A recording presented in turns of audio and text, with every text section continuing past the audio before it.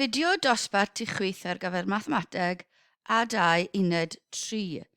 Dilyniannau sydd wedi diffinio gan y rheol. Mae gyda ni yma, mae Cymdeithas Adeiladu'n gyhoeddi'r tabl yma i ddangos gwerth swm o 2,000 o bunnau roedd wedi fuddsoddi am gyfnod o flynyddoedd mewn cyfrif roedd yn talu adlog o 1.5% y flwyddyn. Mae hwnna'n dda. Mae rifau yn yr ail res yn dangos y termau cyntaf mewn dylunian.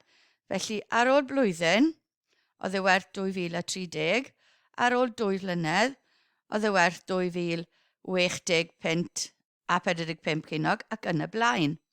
Ond mae rifau yma yn dangos y termau mewn dyluniant. Os yw Vn yn dynodi gwerth y buddsoddiad, yn gywir i 2 ledegol, wedi n blwyddyn, bydd V1 yn 2030, V2 yn 2060-45, V3 yn 2091.36, V4 yn 2122.73 ac yn y blaen. Felly, gall y termau yn y dilyniant fod wedi cael eu cynhyrchu gan y rheol. Felly, 2,000 mynd mewn i ddechrau, a bob blwyddyn o'n i'n adio 1.5%. Nawr, 1.5% yw 0.015. Felly, lluosi gyda 1.015 pob blwyddyn yn mynd i gael ni fformula yma. Felly, n yw nifer y blynyddoedd. Lle roddir yr enfed term fel ffwythiant o n. Gallwn gyfrifo unrhyw derm o'r dilyniant gan ddefnyddio rheol yma.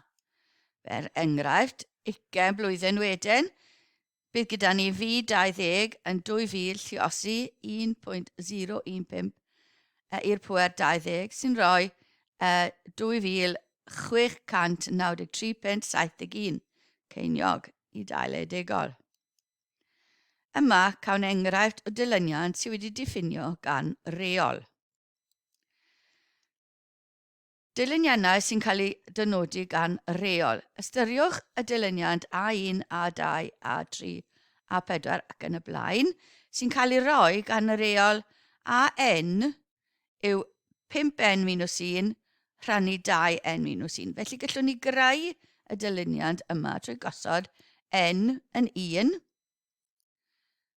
a ni'n cael y dilyniant yn rhoi 4 i ni, n yn 2 a ni'n cael 3 allan, n yn 3 a ni'n cael 2.8, n yn 4 a ni'n cael 2.714, n yn 5 a ni'n cael 2.667, tua a wedyn ni n yn 6 sy'n rhoi 29 dros 11 sy'n tua 2.636. Felly y ffracsiwn yn gywir y digolyn yn tua. Yn amcan gyfrif wedi talgrynu. Felly os gosodwn ni 100 mewn yn y fformula, mae gyda ni 500 minus 1, felly 499 rhannu 200 minus 1, sef 199. A mae hwnna tua 2.508. Os ddodwn ni 1000 mewn, ni'n cael 4,999 rhannu 1,999 sy'n rhoi tua 2.501. Felly, fel mae n yn mynd yn fwy, mae gwerth AN yn edrych fel bod e yn agosau tuag at 2.5. 2.5 bydd y terfan, mae angen i brofi hyn. Gallwn ddefnyddio rhannu polynomial i brofi bod hyn yn wir. Nawr, rhannu, i ni'n cael AN yn 5n-1 dros 2n-1, a mae hwnna'r un peth a 2.5 plus 1.5 rhannu 2n-1. So chi'n rhannu 2n-1 mewn i mynegiad ar y top, 5n-1, i ni'n cael 2.5 a 1.5 yn weddill. Felly mae ffracsiwn yna yn weddill A fel mae n yn mynd tuag at anfeidredd, mae'r rhif ar y gwylod yn mynd yn fawr, fawr, fawr, felly mae'r cyfanswm yn mynd tuag at 0. Felly bydd AN yn tueddu at 2.5. Dywedir bod y dilyniant sy'n cael ei ddiffinio gan y rheol yma yn cydgyfeirio tuag at 2.5 fel mae n yn tueddu at anfeidredd. Converges yn Saesneg, cydgyfeirio. Felly dyna beth sydd gyda ni. Sylwch bod bob term yn y dilyniant yn llai na'r term blaenorol. Felly, ni'n gweud bod y dilyniant yn leihhaol. Decreasing. Gallwn brofi hyn gan ddefnyddio algebra. Rhaid dangos y bydd AN minus AN minus 1 yn positif. Bod y term yna, tynnu'r term yna yn positif. I ddangos bod AN yn fwy na AN plus 1 ar gyfer bob cyfanrif positif n. Felly AN tynnu AN plus 1 yw y term AN minus y term lle mae n yn n plus 1. Hynny yw, tacluso yr ffracsiwn ar y dde, a ni'n cael 5n plus 5 minus 1, sef 5n plus 4, a 2n plus 1 wedyn ar y gwylod. Cyfuno'r ein mewn un ffracsiwn, felly mae angen lluosi y 5n minus 1 gyda'r 2n plus 1, a'r 5n plus 4 gyda 2n minus 1. Lluosi allan y top, a ni'n cael 3. Felly mae lot o bethau'n canslo. Mae minus 2n y 10n sgwad yn ni, plus a minus. Mae plus a minus 3n yn ni, a ni'n dueddu lan gyda minus 1 a plus 4 wedyn. Felly 3 ar y top dros y cyfuniad un ar y gwylod, a mae n yn 1 neu fwy, cofiwch. Felly mae'r ffracsiwn i gyd yn positif. Mae dilyniant a diffinir gan y rheol AN yn haflu 5n minus 1 dros 2n minus 1 yn leihhaol, sy'n cydgyfeirio at 2.5 fel mae n yn mynd tuag at anfeidredd. Dilyniant bach gwahanol, styriwch y dilyniant U1, U2, U3, U4 ac yn y blaen sy'n cael ei rhoi gan y rheol UN, lle mae rheol yn 6n sgwar minus 1 dros 2n minus 1. Felly, gallwn ni greu y rheol n yn 1, ni'n cael 5 allan, 5 dros 1, n yn 2, ni'n cael 4, lluosi 6, 24 minus 1, 23 dros 3, sy'n tua 7.67. 3 mewn, a ni'n cael 10.6 tua. 4 mewn, a ni'n cael 13.57. Felly beth ych chi'n sylwi yma, os ni'n gosod 10 mewn, ni'n dal yn cynyddu. Os ni'n gosod 100 mewn, ni'n mynd i gael 59,999 dros 199, sy'n tua 301.5. A 1,000 mewn, ni'n dal yn cynyddu, a nawr mae gyda ni 3,001.5 fel amcan gyfrif ar gyfer y ffracsiwn ar gyfer y U1000. Felly, beth sy'n digwydd yma? Fel mae n yn mynd yn fwy, mae gwerth UN yn edrych fel i fod yn mynd yn fwy ac yn fwy heb derfan.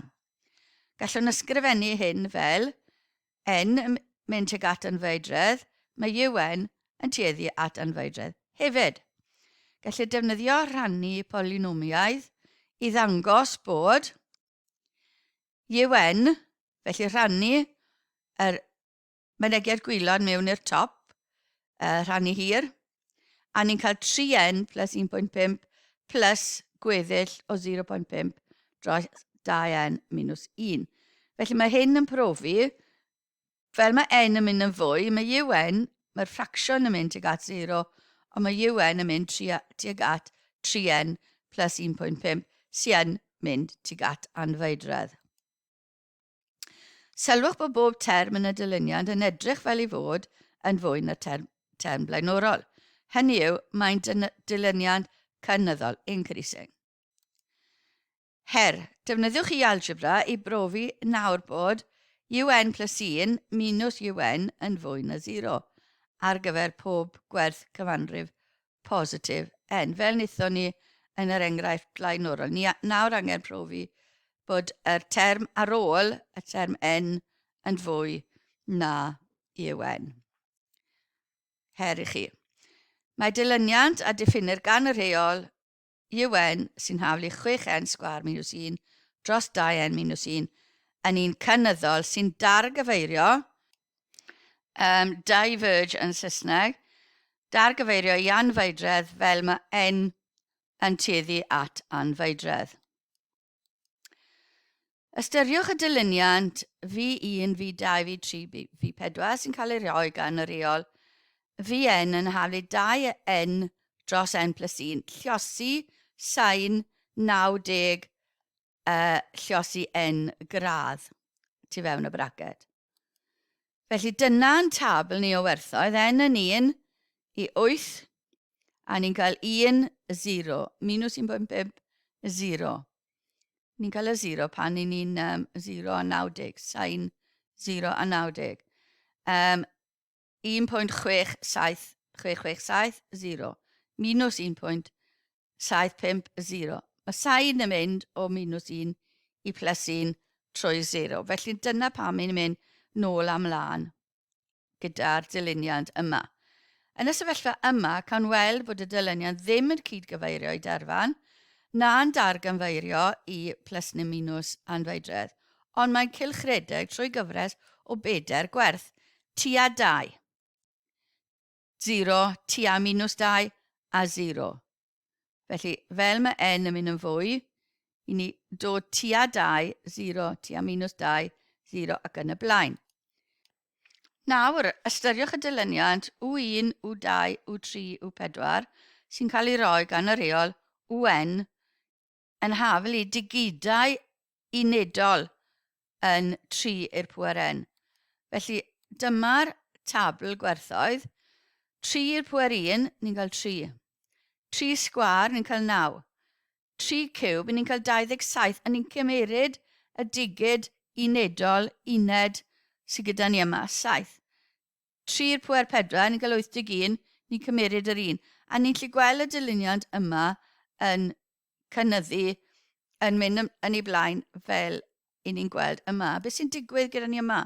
Mae'r gwerthoedd UN yn cylchredeg trwy 4 gwerth, trwy gyfres o 4 gwerth. Felly mae 3, 9, 7, 1, a wedyn mae'n ailadrodd. 3, 9, 7, 1 ac yn y blaen.